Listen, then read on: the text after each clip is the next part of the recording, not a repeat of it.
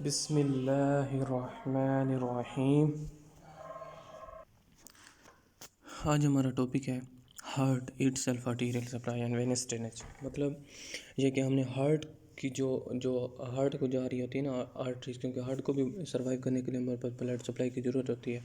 तो वो और वहाँ से जो सा वेनस ड्रेनेज डीऑक्सीनेटेड ब्लड जो सा ट्रैवल किस तरह जा रही होती है, ठीक है ना। और मैंने ये अपने कॉलेज लगाया हुआ है क्योंकि ये दिल ही है बस वह मेडिकल कॉलेज मेरा कॉलेज, तो इसलिए आज हम आगे स्टार्ट करते हैं। अच्छा, सबसे पहले आप ये देख लेना, ये ठीक है ना। अब हमारे पास जो सी होती है दो होती हैं आर्टीरियल सप्लाई में। एक होती है राइट करोनी आर्टरी और एक होती है लेफ्ट करोनी आर्टरी। अब right coronary artery right ATM को सप्लाई करती है most of the right ventricle, ठीक है ना, most of the right ventricle, क्योंकि राइट साइड है तो आप राइट साइड से इसको देखें अगर याद करना चाहें। तो ये left coronary artery left ATM को सप्लाई करेगी most of the left ventricle. अब जो लेफ्ट वेंट्रिकल है उसको थोड़ा सा ये सप्लाई करेगी डायफ्रेगमेटिक सरफेस पर, ये मैं सारा क्लियर कर दूंगा। और फिर ये जो सी लेफ्ट है तो वो small part of the right ventricle को सप्लाई करेगी, ठीक है। और वेंट्रिकुलर सेप्टम में ये पोस्टीरियर जो सा थर्ड होता है उसको सप्लाई करती है, जिनसे ग्रेटर पार्ट इसका जो इन्फॉल्व होता है ना, जो वेंट्रिकुलर सेप्टम में ये पोस्टीरियरली सप्लाई दे रही होती है। और एंटीरियर में जो ग्रेटर पार्ट सप्लाई होता है वेंट्रिकुलर सेप्टम को, वो लेफ्ट करोनी आर्टरी दे रही होती है, ठीक है। और ऐसे नोडल जो कंडक्टिव सिस्टम ऑफ हार्ट है ना, उसको सप्लाई जो सी वेरिएशन है, ठीक है। उसमें ऐसे नोड आ जाता है, वी नोड आ जाता है और बंडल्स आ जाते हैं, वी बंडल, तो उसमें इसकी ना वेरिएशन है, ठीक है ना। अब इसको हम आप देख लें। अब ये मैंने अपना बनाया हुआ है, ठीक है ना, कि ये जो राइट करोनी आर्टरी किधर किधर जा रही है, कोनस ब्रांच दे रही होती है, ये सारा मैं क्लियर करूँ। जो कि इन्फेंडिबुलम जो सा ट्रैक होता है हमारे पास पल्मोनरी ट्रंक वाला, ठीक है। ऐसे nodal conductive system interior ventricular branch. अच्छा, ये मैं वो क्या होता है इसको ना 5 सेकंड के लिए रोक रहा हूँ, तो आप इसे तसल्ली से खुद पढ़ लें एक बार, ठीक है ना। ठीक है, अब हम आगे आगे चलते हैं। अच्छा, ये पास्ट पेपर में जो से ये बहुत मोस्टली थोरक से सवाल आने वाला सवाल है, तो इसके अलावा पेपर की खूबसूरती भी नहीं है, ठीक है ना। तो इस तरह टेबल बना हुआ है, ये आप टेबल भी देख रहे हैं। जो राइट करोनी आर्टरी ऐसे नोड को दे रही है, और हमारा राइट मार्जिनल जो राइट करोनी आर्टरी है ना, उस वो सारी दे रही हैं सप्लाई जो राइट करोनी। लेफ्ट करोनी आर्टरी में ये है कि ये जो आगे उसकी सर्कमफ्रेंस ब्रांच आती है, फिर सर्कमफ्रेंस ब्रांच जो उनसे होती है लेफ्ट मार्जिनल देती है, ऐसे नोडल दे रही है। अब इधर ए भी नोडल नहीं दिखाई हुई, लेकिन आपने वो सारी चीज़ें लिखनी है, ठीक है ना। अगर वरना ये तो लाजमी, इतना टेबल तो लाजमी याद करना, ठीक है। इसको भी तसल्ली से रोक के वीडियो देख लें। अब हम चलते हैं अपनी सारी सर्कुलेशन जिस तरह हो रही होती है। अच्छा, ये वेनस ड्रेनेज जोन से अगर बात करें ना, इसमें 3 होते हैं। ग्रेट कार्डिक वेन होती है, एक मिडिल कार्डिक और स्मॉल कार्डिक। जो स्मॉल और मिडिल कार्डिक वेन होती है ना, ये जितनी राइट करोनी आर्टरी जहाँ जहाँ जा रही होती है उसको फॉलो कर रहे होते हैं, क्योंकि वेन आर्टरीज को फॉलो करती है, क्योंकि ये वहाँ से ड्रेनेज जैसे करते हैं जहाँ पर right coronary artery. Great cardiac vein जो सी होती है ना, ये इसका ताल्लुक लेफ्ट करोनी आर्टरी से होता है। फिर ये क्रोनी साइनस, ये फिर आर्टरी होते हैं पोस्टीरियर ऑफ दैट। ये सारा कुछ आप हम देखेंगे, इसको भी आप रोक के तसल्ली से देख लीजिए। जब हम वीडियो कर लेंगे तो ये आपको ऐसे मज़े लगेंगे, ठीक है। अच्छा, हमारे पास आर्ट से हमारे पास राइट करोनी आर्टरी होती है, लेफ्ट करोनी आर्टरी होती है। ये हमारे पास राइट करोनी आर्टरी, और ये लेफ्ट करोनी आर्टरी इसके पीछे पड़ी होती है। ये हमारे पास लेफ्ट करोनी आर्टरी है, ठीक है ना। लेफ्ट करोनी आर्टरी उससे आगे ब्रांच देती है। अब राइट करोनी आर्टरी, एक मिनट। अब राइट करोनी आर्टरी जो सी आती है, ये राइट ओर्टिक साइनस, और left coronary artery left ओर्टिक sinus से आती है। साइनस होता है कैविटी, ठीक है ना। ये हमारे पास कस्प होते हैं, जिस तरह ये अब ये एक कस्प है, 2 कस्प है, 3 कस्प, ओर्टिक की 3 कस्प होते हैं ना। अब जो कैविटी होती है उसको हम कहते हैं साइनस, जो ये कैविटी बन रही है, ठीक है ना। अब ये राइट जो सी होती है राइट साइनस है, और ये हमारे पास राइट साइनस है, ये हमारे पास लेफ्ट साइनस है। तो राइट करोनी आर्टरी कहाँ से होती है, originate from the right aortic sinus, and the left coronary artery कहाँ से होती है, लेफ्ट ओर्टिक साइनस, ठीक है। अब ये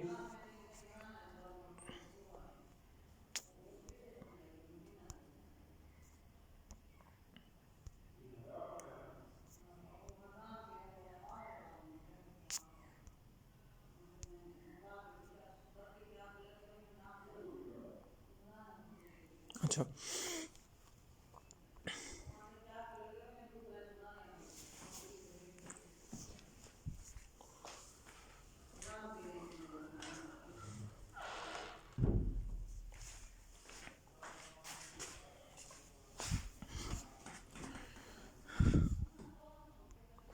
अच्छा, जो राइट कोरोनरी आर्टरी है ना, वो हमारे पास ट्रैवल करती है बिटवीन, ये हमारे पास जो सा पल्मोनरी ट्रंक और जो सा राइट एट्रियम या राइट ओरिकल। ओरिकल जो सा होता है ट्रेबिकुलर पार्ट होता है, जो एट्रियम होता है, क्योंकि हमारे पास जो सा ये राइट एट्रियम जो सा बैक में पड़ी होती है ना, थोड़ी सी जो डेवलपमेंट हो रही होती है, ठीक है, तो ये बैक में चल जाती है। और इसका जो सा यहाँ एक ट्रेबिकुलेटेड पार्ट यहाँ वाज़ेह तौर पर नहीं दिखाया गया, ट्रेबिकुलेटेड पार्ट होता है जिसे हम राइट ओरिकल कहते हैं। तो हमारे पास राइट एट्रियम जो है जनाब वाला, वो हमारे पास जो सा right Oracle and the pulmonary trunk के दरमियान से ट्रैवल करती हुई आती है। फिर वो आकर आ जाती है एट्रियो वेंट्रिकुलर ग्रूव, जिसे हम करोनरी सल्कस, ठीक है ना, करोनरी सल्कस भी कहते हैं, ठीक है ना, वो उसके दरमियान हमारे पास ये ट्रैवल करती है, ठीक है ना, ट्रैवल करती हुई आ रही होती है। अच्छा, यहाँ पर एक ये ब्रांच देती है, हम अब स्टार्ट से ब्रांच शुरू कर, ब्रांचेस भी चल जाती है। ये अब हमारे पास जो से भाई कोनस ब्रांच दे रही है। कोनस ब्रांच क्या है?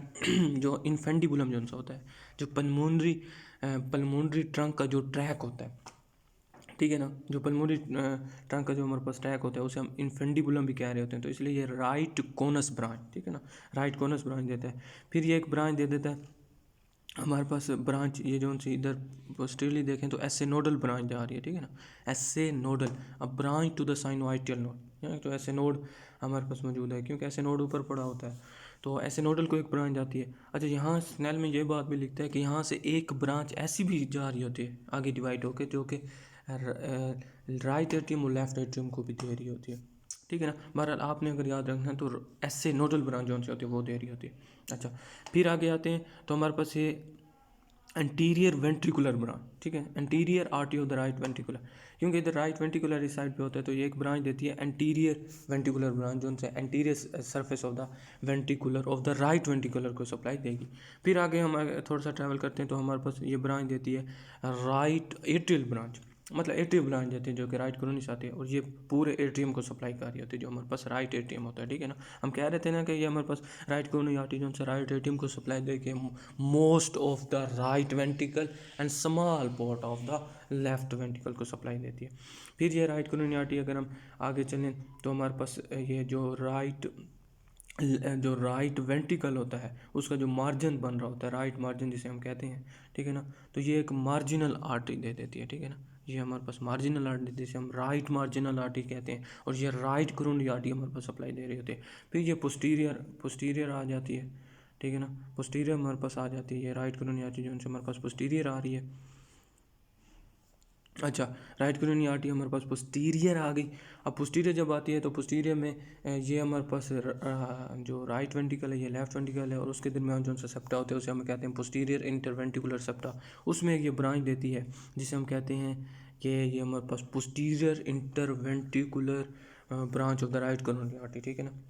अच्छा, अब इधर हम जो डोमिनेंस है, वो एक और अलग एक बहुत इंपॉर्टेंट क्वेश्चन है कि राइट डोमिनेंसी क्या है, लेफ्ट डोमिनेंसी क्या है, और हमारे पास एक क्वेश्चन होता है कि को डोमिनेंसी क्या है, उसको हम देखते हैं। अब इधर हमारे पास राइट डोमिनेंसी, और नॉर्मल कंडीशन में होती राइट डोमिनेंसी। राइट डोमिनेंसी ये है कि अगर हमारा पोस्टीरियर इंटरवेंट्रिकुलर ब्रांच कौन देता है, राइट कोरोनरी आर्टरी से आ रही होती है या लेफ्ट कोरोनरी आर्टरी से आ रही होती है। अब ये राइट कोरोनरी आर्टरी से आ रही है, तो इसलिए हम कहेंगे कि राइट डोमिनेंस है। अगर ये लेफ्ट कोरोनरी आर्टरी से आती, वो मैं आपको बाद में दिखाता हूँ, जो कि उसकी सर्कमफ्रेंस ब्रांच होती है, वो ट्रैवल करके आती है और इधर कंप्लीट करती है, यानी कि मोस्ट ऑफ द पार्ट इधर जो सा लेफ्ट कोरोनी है, जो सा लेफ्ट कोरोनरी आर्टरी की ब्रांच सर्कमफ्रेंस आर्टरी जो से होती है वो दे रही होती है पोस्टीरियर इंटरवेंट्रिकुलर ब्रांच, तो हम फिर कहेंगे कि वो लेफ्ट डोमिनेंस है। अगर ये दोनों मिल के दे रहे होते हैं कि राइट कोरोनरी आर्टरी भी दे रही हो, लेफ्ट कोरोनरी आर्टरी भी दे रही हो, तो फिर हम उसे कहते हैं कि ये को डोमिनेंस है, ठीक है। तो हमारे पास अब कौन कौन सी इसने ब्रांचेस दे दी, हमारे पास इसने ब्रांच यहाँ दी थी, हमारे पास कोनस ब्रांच दी, एट्रियल ब्रांच दी, एंटीरियर वेंट्रिकुलर ब्रांच दी। अच्छा, राइट मार्जिनल यहाँ पर हमारे पास ब्रांच मिली। अच्छा, हमारे पास यहाँ अगर हम पोस्टीरियर गए तो हमारे पास पोस्टीरियर इंटरवेंट्रिकुलर ब्रांच मिली, ठीक है।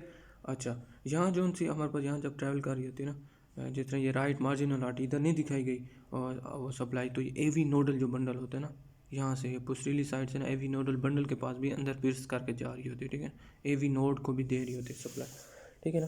तो यहाँ पर एवी नोडल ब्रांच भी आ गई हमारे पास, तो हमारे पास ये राइट कोरोनरी आर्टरी कंप्लीट होता है। अच्छा, अब हम आ जाते हैं कि लेफ़्ट कोरोनरी आर्टरी क्या है। मैं इस लेफ्ट करूँगी आर्टरी, इसको राइट ओरिकल को जो लेफ्ट एट्रियम के इधर ओरिकल नहीं दिखाया गया, इतना पार्ट होता है जो ट्रैबिकुलेटरी पार्ट होता है, जो स्मूथ पार्ट होता है उसे हम कहते हैं प्रॉपर एट्रियम। जो ट्रैबिकुलेटरी पार्ट यानी कि जिसमें रिजिस वगैरह होती हैं उसे हम कहते हैं ओरिकल कहते हैं। तो हमारे पास ये लेफ्ट ओरिकल जो अगर मैं हटाऊँ, अगर इसको मैं हटाऊँ तो ये हमारे पास ये हमारे पास लेफ्ट कोरोनरी आर्टरी जो से pulmonary trunk between the pulmonary trunk and the left Oracle हमारे पास ट्रैवल करके आ रही होती है। ठीक है, अगर मैं उसको वापस ले आऊँ, अच्छा, तो ये आगे आगे ब्रांच देती है, एक ब्रांच देती है एंटीरियर इंटरवेंट्रिकुलर ब्रांच। ठीक है ना, एंटीरियर इंटरवेंट्रिकुलर ब्रांच, क्योंकि ये हमारे पास लेफ्ट वेंट्रिकल है और ये हमारे पास राइट वेंट्रिकल है, तो इसलिए एंटीरियर इंटरवेंट्रिकुलर ब्रांच देती है जो कि लेफ्ट कोरोनरी आर्टरी से आती है। ठीक है ना, इसलिए हम कहते हैं जो उनसे एंटीरियल सेप्टा है ना, एंटीरियल सेप्टा इंटरवेंट्रिकुलर सेप्टम, उसका मोस्ट ऑफ द पार्ट को कौन सप्लाई देती है, लेफ्ट कोरोनरी आर्टरी सप्लाई दे रही होती है।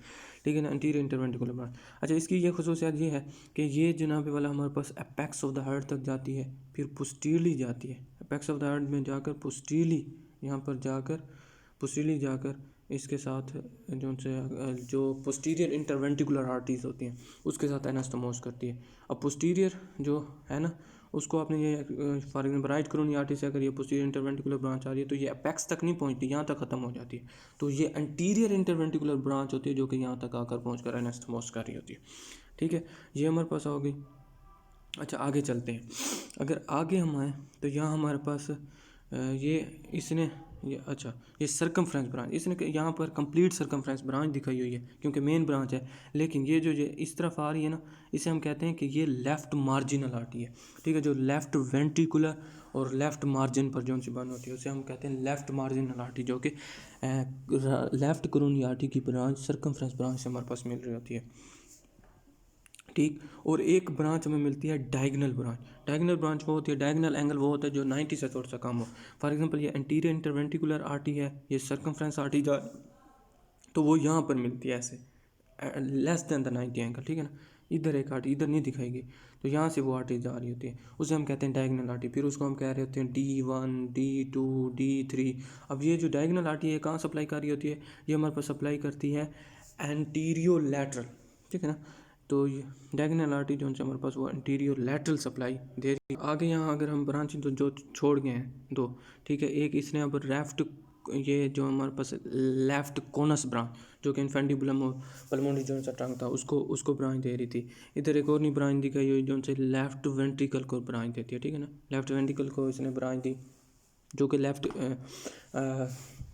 लेफ्ट कोरोनरी आर्टरी दे रही होती है। ठीक है ना, सर्कमफ्रेंस से नहीं लिखना, लेफ्ट कोरोनरी आर्टरी जो से दे रही होती है, तो वो पूरे लेफ्ट एट्रियम को कवर करते हैं, इसलिए हम कहते हैं कि left atrium, left most of the left ventricle and small part of the right ventricle को हमारे पास लेफ्ट कोरोनरी आर्टरी दे रही होती है। अच्छा, इसके अलावा ये होता है कि हमारे पास जो सर्कमफ्रेंस ब्रांच है ना, जो हमारे पास अगर हमारे पास लेफ़्ट डोमिनेंस हो तो ये सर्कमफ्रेंस ब्रांच यूँ होती है कि यहाँ से आती है आगे ट्रैवल करके और हमारे पास वो दे रही होती है पोस्टीरियर इंटरवेंट्रिकुलर ब्रांच। अब ये क्योंकि नॉर्मली जो स्टेट होती है वो राइट कोरोनरी आर्टरी देती है, राइट कोरोनरी आ रही है और हमारे पास पोस्टीरियर इंटरवेंट्रिकुलर ब्रांच दे रही है, लेकिन अगर लेफ्ट डोमिनेंस होगी तो हमारे पास जो लेफ्ट कोरोनरी आर्टरी की ब्रांच है सर्कमफ्रेंस आर्टरी वो यहाँ से आगे पोस्टीरियर इंटरवेंट्रिकुलर ब्रांच हमारे पास दे देती है।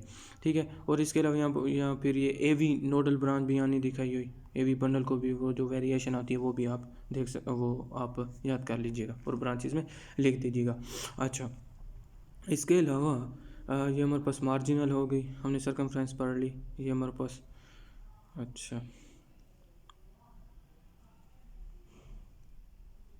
और आप लिख सकते हैं कि फॉर एग्जांपल अब ये राइट जिससे एंटीरियर इंटरवेंट्रिकुलर ब्रांच है, तो राइट जो एंटीरियर वेंट्रिकुलर है लेफ्ट, तो इसलिए उसको भी ब्रांचेस जाएंगी ना, थोड़ी थोड़ी यहाँ जा रही होंगी, तो इसलिए हम कहते हैं कि एंटीरियर वेंट्रिकुलर। और पोस्टीरियरली साइड पर अगर देखें तो राइट वेंट्रिकल के भी ऐसे ब्रांचेस दे रही होंगी इस साइड पे, या ऐसे आ रही होंगी, ये इधर नहीं दिखाई गई, तो इसलिए anterior and the posterior ventricular branch ये तो राइट से भी मिलेगी और लेफ्ट से भी मिलेंगी।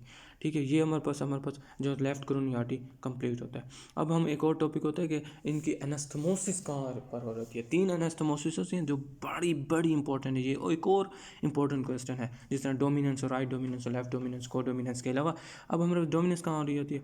अब एक डोमिनेंस ये है कि हमारे पास ये जो सर्कमफ्रेंस आर्टरी आती है ना यहाँ से, ठीक है, लेफ्ट करोनी आर्टरी की सर्कमफ्रेंस आर्टरी आती है और वो राइट करोनी आर्टरी के साथ यहाँ आकर मिल जाती है, ठीक है ना। एक ये एनास्थेमोसिस है, ठीक है ना। दूसरा एनास्थेमोसिस ये है कि जो एंटीरियर इंटरवेंट्रिकुलर ब्रांच आ रही है ये पोस्टीरियरली जाती है और पोस्टीरियर में जो राइट करोनी आर्टरी की जो पोस्टीरियर इंटरवेंट्रिकुलर ब्रांच आ रही है तो यहाँ पर एनास्थेमोस करती है। ये दूसरा एनास्थेमोस हो गया। और तीसरा एनास्थेमोस जो है ना वो right coronary artery and the left coronary artery के आप देख लें, इधर नहीं दिखाया हुआ, पर जो राइट और लेफ्ट करोनरी आर्टरी के दरमियान भी एनास्थेमोस होता है। तो उसे हम कहते हैं कि अब ये तीन एनास्थेमोस, तो एक right coronary artery left coronary artery के दरमियान एक circumference branch of the right coronary artery and circumference branch of the left coronary artery and that is the right coronary artery. उसके दरमियान एक एंटीरियर इंटरवेंट्रिकुलर ब्रांच जो सी है और posterior interventricular branches जो सी है उसके दरमियान जो एनास्थेमोस होती है। तो तीन किस्म के हमारे पास एनास्थेमोस हो गए। अच्छा, इसमें एक और जो जो फंक्शन एनास्थेमोसिस के लिए के रिलेटेड बात लिखता है कि ये जो करोनी आर्टरी के दरमियान जो एनास्थेमोसिस होता है ये हमारे पास फंक्शनल एंड आर्टरीज होता है। उसका क्या मतलब, उसका मतलब ये होता है कि अगर कोई एक एनास्थेमोसिस, फॉर एग्जाम्पल बहुत सारे एनास्थेमोसिस, क्योंकि हार्ट हमारे पास ऐसा होगा ना जिसको कंटिन्यूस हमारे पास ब्लड सप्लाई की ज़रूरत होती है ताकि वो अपना वर्क करे, क्योंकि ये कंटिन्यूसली 24 घंटे जो है हम सो रहे हैं, जाग रहे हैं, चल रहे हैं, फिर रहे हैं, तो ये हमारे पास काम कर रहा होता है, इसे ब्लड की ज़रूरत होती है, इसे ऑक्सीजन की ज़रूरत होती है। तो वो लिखता है कि अगर कोई लार्ज आर्टरी हमारे पास ब्लॉक हो जाए किसी डिजीज़ की वजह से, उसकी ब्लॉकेज हो जाए, जिस तरह थ्रोम्बोसिस होता है, एम्बोलिज्म होता है, उसकी वजह से अगर ये कोई ब्लॉक हो जाती है तो जो इस हार्ट में जो एनास्थेमोसिस होता है तो वो बाकी जो एनास्थेमोसिस आ जाता है वो इसकी सर्कुलेशन को कंप्लीट नहीं कर सकता, इतनी अनफ नहीं होती कि हार्ट की हमारे पास जो सप्लाई होती है वो कंप्लीट हो सकती है। तो इसलिए हम इसे कहते हैं, अब फॉर एग्जांपल जो शोल्डर रीजन में या एल्बो जॉइंट में या दूसरे जॉइंट पर हमारे एनास्थेमोसिस बनती है, अगर कोई आर्टरी हमारे पास ब्लॉकेज हो जाए तो दूसरी कोलैटरल सर्कुलेशन होती है उसके ज़रिए हमारे पास ब्लड सप्लाई कंप्लीट हो जाती है। लेकिन हार्ट में ऐसा नहीं होता कि कोई लार्ज आर्टरी अगर कोई एनास्थेमोसिस ब्लॉकेज हो जाए तो वो अनफ एडेक्वेट ब्लड सप्लाई नहीं दे सकता। तो इसलिए हम इसे कहते हैं फंक्शनल एंड आर्टरीज, ठीक है। अब हम वेनस सिस्टम में आ जाते हैं। वेनस ड्रेनेज इसका क्या होता है? वेनस ड्रेनेज हमारे पास तीन किस्म के, एक हमारे पास है जनाबी वाला ये जो ग्रेट कार्डियक वेन। अब ये जो ग्रेट कार्डियक वेन है ना ये हमारे पास जो लेफ्ट करोनी आर्टरी जिधर जिधर आ रही है उसको फॉलो कर रही होती है। जहाँ पर ये उसने उस तरह नहीं दिखाया कि उसको किस तरह फॉलो कर रही है, बस ये जिस तरह ये अब इधर ये सर्कमफ्रेंस ब्रांच दे रही थी ना वो हमारे पास लेफ्ट करोनी आर्टरी की ब्रांच थी, देखेंगे इधर इसको फॉलो कर रही है, जिधर जिधर लेफ्ट करोनरी आर्टरी जाएगी तो ये ग्रेट कार्डिनल वेन उसको फॉलो करेगी, वहाँ जाएगी और वहाँ से ब्लड ड्रेनेज करके on the left side of the coronary sinus. ये करोनरी साइनस जो उनसे साइनस हम कहते हैं कि उभार डायलेटेड आर्टरी होती है, on the posterior aspect of the heart होती है, ठीक है ना। ये सारे यहाँ आकर ड्रेन हो रहे होते हैं, ठीक है। तो द ग्रेट कार्डिनल जोन से लेफ्ट एस्पेक्ट से किस में ड्रेन हो रहे होते हैं? करोनरी साइनस में, ठीक हो गया। आगे और फिर हमारे पास है जोन सी medial cardiac vein and that is the small cardiac vein. ये देखें, एक मिनट यार, सॉरी, ये हमारे पास स्मॉल कार्डियक वेन, ठीक है ना। ये small cardiac vein and that is the middle cardiac vein. ये हमारे पास यूँ आके हमारे पास राइट साइड, क्योंकि ये हमारे पास right side of the heart हो जाएगी ना, राइट एस्पेक्ट से जो करोनरी साइनस है इसमें आकर ड्रेन हो रही थी। और ये फिर करोनरी साइनस जोन सा होता है ये हमारे पास राइट एट्रियम जोन सा होता है उसमें जाकर ड्रेन हो रहा होता है, ठीक है ना। अब इसका रिलेशन देखें तो हमारे पास जोन सी स्मॉल कार्डियक वेन जोन सी हमारे पास जो right marginal artery of right coronary artery थी उसको फॉलो कर रही है, ठीक है ना। और ये मिडल और स्मॉल कार्डियक वेन जोन से जिधर जिधर राइट करोनरी आर्टरी जाएगी उसको फॉलो करती है। और स्पेसिफिक रिलेशन में जाकर देखें जो हमारे पास है स्मॉल कार्डियक वेन जो हमारे पास right marginal artery of the right coronary artery है उसको फॉलो कर रही है। और हमारे पास जो सी मिडल कार्डियक वेन है जो posterior interventricular branch of the right coronary artery है वहाँ पड़ी होती है। हम लिख सकते हैं पोस्टीरियर इंटरवेंट्रिकुलर जो सेप्टा या पोस्टीरियर इंटरवेंट्रिकुलर जो सी ब्रांचेज होती हैं उसको फॉलो कर रही होती है मिडिल कार्डियक वेन, ठीक है ना। और जो ग्रेट कार्डियक वेन है जो ग्रेट कार्डियक वेन है वो एंटीरियर इंटरवेंट्रिकुलर जो सा सेप्टा या एंटीरियर इंटरवेंट्रिकुलर जो ब्रांच होती हैं उसको फॉलो कर रही होती हैं, ठीक है। वो ये तीनों आकर गिरते हैं करोनरी साइनस में से, करोनरी साइनस से हमारे पास राइट एट्रियम में गिर जाता है। और दो बातें ये लिखता है कि ये नहीं होता कि सारी आकर करोनरी साइनस में गिरें, कुछ ऐसी ब्रांचेज होती हैं जो कि डायरेक्ट जो सा राइट एट्रियम में झील होती है, स्मॉल कार्डियक वेन, ठीक है। कुछ और एक इंडिकेट करता है कि एंटीरियर कार्डियक वेन, जिस तरह ये दिखाई गया एंटीरियर कार्डियक वेन, ये इस किस्म की एक वेन्स होती हैं एंटीरियर कार्डियक वेन, जो कि directly into the right atrium गिर रही होती हैं। तो इस तरह ये हमारे पास वीनस ड्रेनेज, आर्टीरियल सप्लाई को डोमिनेंस, इसमें हमारे पास 5 क्वेश्चन पेट क्वेश्चन कौन से हैं वो कवर होते हैं। होपफुली आपको समझ आ गई होगी इंशाल्लाह। Enjoy it. खुदा हाफिज़।